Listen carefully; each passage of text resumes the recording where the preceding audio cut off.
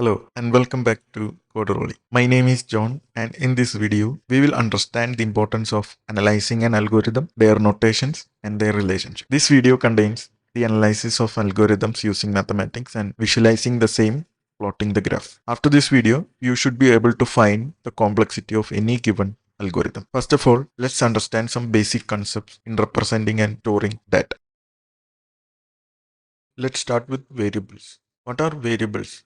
Variables are placeholders for representing data. Let's check a mathematical equation because we might have seen such equations a lot in our school days.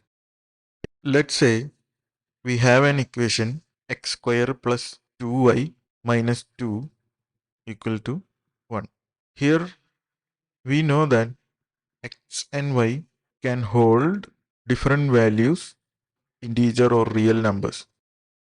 X and y can have multiple values which satisfies this equation. Similarly, in programming, we need something to hold data. Let's say in JavaScript, we write var x equal to 1. Here 1 is the data that we are talking about, and x is the placeholders that represents or holds the data. So variables are nothing but placeholders for holding the data. Now we can see what data types are. In the previous mathematical equation, we know that x and y can have integer numbers or real numbers as its value. Similarly, we can say a data type in a programming language is a set of data with predefined values. Examples of such data types are integer, floating point, unit number, character, string, boolean, etc. We have two types of data type. We can say system defined data types and user defined data types. So system defined and user defined are two types of data types that we have. The data types that are defined by system are called primitive data types. The primitive data types provided by many programming languages are int, float, char, double, bool, and etc. The number of bits allocated for each primitive data type depends on the programming language, the compiler, and the operating system. For example, for the same primitive data type, different languages may use different sizes. Depending on the size of the data types, the total available values will also change. So remember, data types are set of data with predefined values. By predefined values, what does we mean? For example, int is an integer data type in many programming languages. It may take 2 bytes or 4 bytes depending upon the compiler, programming language, and the operating system. So if it takes 2 bytes, that is 16 bits, then the total possible values that int can hold are minus 2 raised to 15 to 2 raised to 15 minus 1. So if it takes 4 bytes, that is 32 bits, then the possible values are between minus 2 raised to 31 to 2 raised to 31 minus 1. So these are the predefined set of values that is available for int data type. The same is the case with other data types as well. If the system defined data types are not enough, then most programming languages allow the users to define their own data types. Good examples of user defined data types are structures in C++ and classes in Java. Mostly it's a combination of primitive data types. So user defined data types contains a combination of system defined data type. Now let's just move on to data structures. By definition, data structure is a particular way of storing and organizing data in the computer so that it can be used efficiently. We know that the variables hold data, but how does it is stored in the memory? So that is explained by data structures. So there is a particular way of storing data in the memory and organizing it so that it can be used efficiently by algorithms or any programs that we write. Data structure types includes arrays, files, linked lists, stacks, queues, trees, graphs, and so on. We will explain it in the future videos. So why do we need data structures? Three main important points are managing and organizing data efficiently, creating fast and powerful algorithms, and it makes our code cleaner and easier to understand. So to summarize, the developers who use data structures makes more performant application. Now let's see abstract data types. For primitive data types, we know that the system provides the implementation of operations with it. For example, a string data type contains all the string manipulation operations with it. In JavaScript, we have string.concat But for user-defined data types, we need to define the operations and need to implement the same when we actually use them. So that means in general, user-defined data types are defined along with their operation. So this is called abstract data types or ADT. An abstract data type consists of declaration of data and declaration of operations without the implementation of the operation defined. For example, let's suppose our abstract data type is for modes of transportation to get from point A to point B. We all know we have different modes of transportation to reach to point B. We could walk, cycle, or take a bike, bus, or any other such modes of transportation. These different modes of transportation can be analogous to data structures themselves. So let's say if we are taking a car, that car is the data structures that we will be using, and the statement that we need to get from point A to point B using some modes of transportation will be our abstract data type. For example, let's say we have a list and adding, inserting, removing, and indexing all these elements will be the operations on the list. The entire statement will be our abstract data type. So these are the few examples of abstract data types. So if we have a queue, we can implement queue using a linked list or array or stack. Similarly, we have explained about list. It can be implemented using dynamic array or a linked list. And for map, we have tree map or either hash map or hash table. Now let's just move on to analyzing an algorithm. First of all, what is an algorithm? An algorithm is a set of instructions for accomplishing a task. For example, a GPS device uses graph algorithms to calculate the shortest route to your destination. A more common algorithm we use is searching a word in the dictionary. We always open the dictionary keeping in mind the first letter of the word because we know the words are arranged in its alphabetical order. Anytime we talk about an algorithm, we will discuss its running time. Generally, you want to choose the most efficient algorithm, whether you are trying to optimize for time or space. Algorithm analysis helps us to determine which algorithm is most efficient in terms of time and space consumed. So how can we compare the algorithms? Definitely execution times cannot be used because it depends on hardware. If we have a good hardware, the execution times will be low. We cannot also use the number of statements executed because the number of statements varies with each programming language. Then what will be an ideal solution? The ideal solution will be converting the running time of the algorithm as a function f of n, where n is the input size. This will make sure the comparison is independent of machine time, programming style, etc. The rate at which the running time increases as a function of input is called rate of growth. Here is a list of growth rates. So this table mentions the rate of growth with input size arranged in an increasing order. So one being the constant time, then logarithmic time, linear time. Then we have linear logarithmic time, quadratic time, cubic time, exponential time, and factorial time being the highest. Now we have learned all the basics that we need to analyze an algorithm. So let's move on to types of analysis of algorithms. To analyze an algorithm, we need to know with which inputs the algorithm takes less time and with which inputs it takes long time. So the first case can be called the best case, where the algorithm takes less time to compute a value. And the second case will be the worst case for the algorithm, where it takes long time. And thus we have three types of analysis. First is worst case analysis. The worst case analysis defines the inputs for which the algorithm takes a long time. And we have the best case analysis, which defines the input for which the algorithm takes the least time. And we also have average case analysis, which provides the prediction about the running time of the algorithm.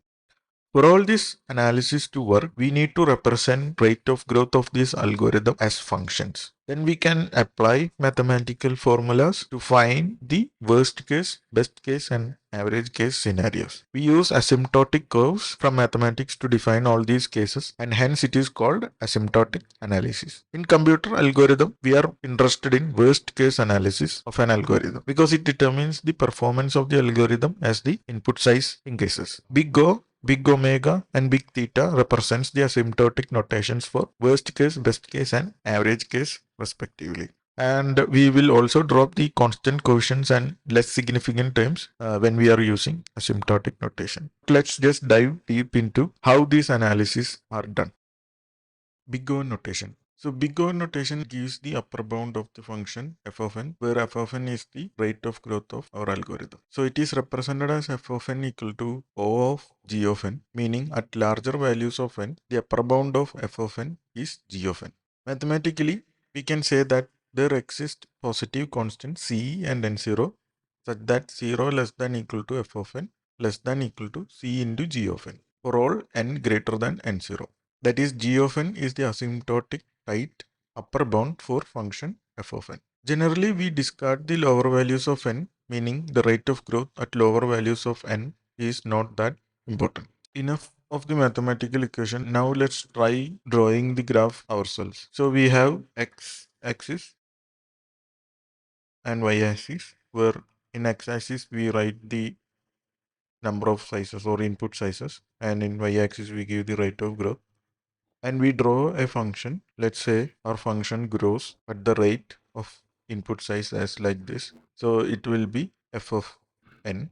Now we need to find another function which is c into g of n, which will be always above f of n after the input size n, which is greater than or equal to n0. So this is what the mathematical expression says. 0 less than or equal to f of n, always less than or equal to c into g of n. Now let's take an example and try to find these constants c and n0. So let's say we have a rate of growth of function f of n equal to 3n plus 8, where n is greater than 0 or 1.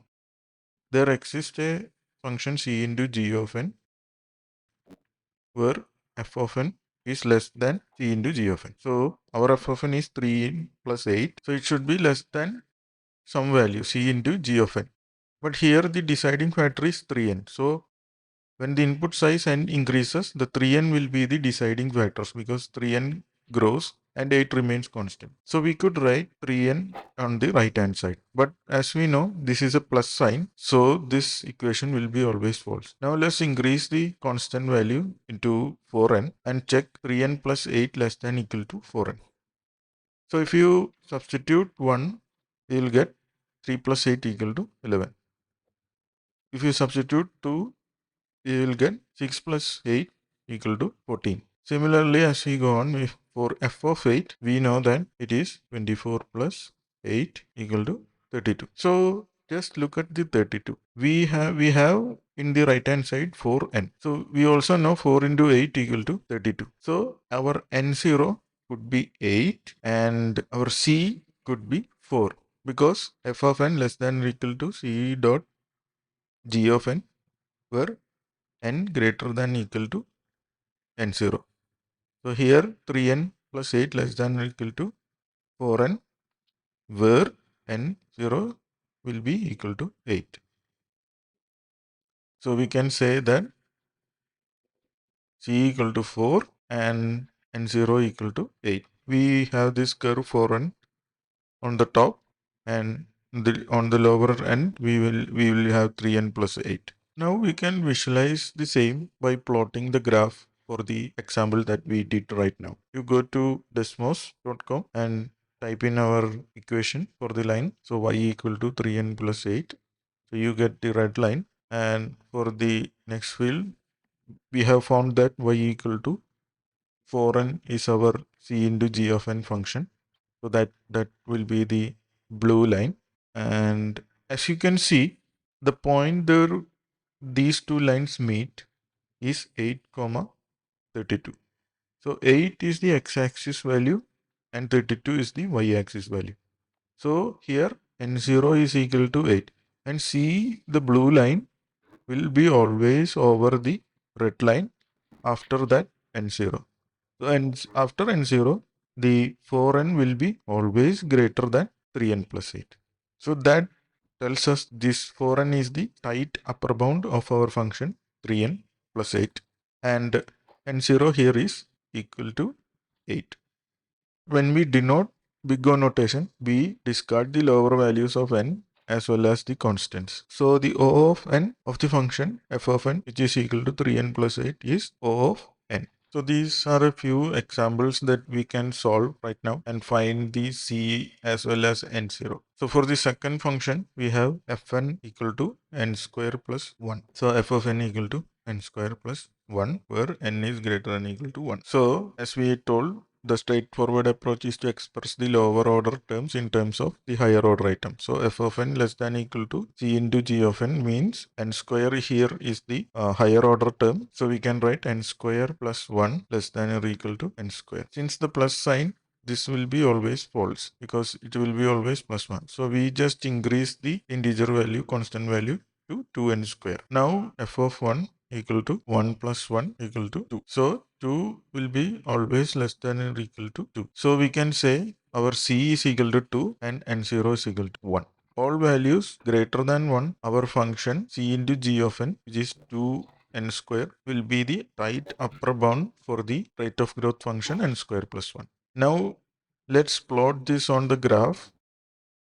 Type in our first equation y equal to n square plus 1, and for the second equation we can say y equal to 2n square.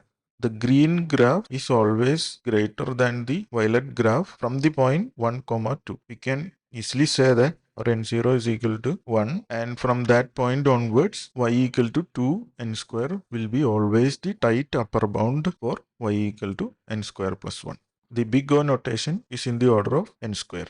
Moving on, we can understand what is big omega notation. So big omega notation is similar to big O, but the only difference is it gives the lower bound of the given function. So if you see the graph, you can see f of n will be on the top of c into g of n for all the values where n is greater than n0. So mathematically we can say that there exists positive constant c and n0 such that 0 less than or equal to c into g of n less than or equal to f of n for all n greater than n0.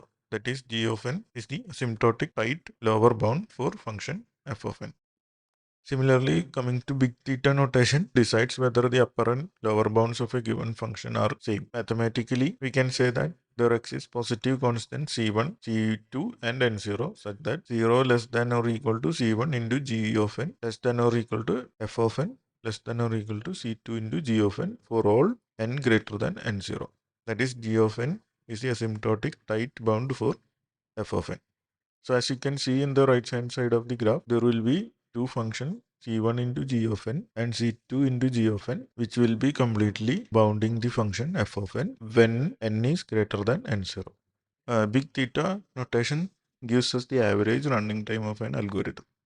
In the next video, we will be talking about asymptotic analysis of code snippets, guidelines for asymptotic analysis, big O notation for loops, consecutive statements, if then else statements, etc. And we will also do some sample exercises for finding time complexities for a block of code. That's it for now. Take care and thank you for watching. See you in next video.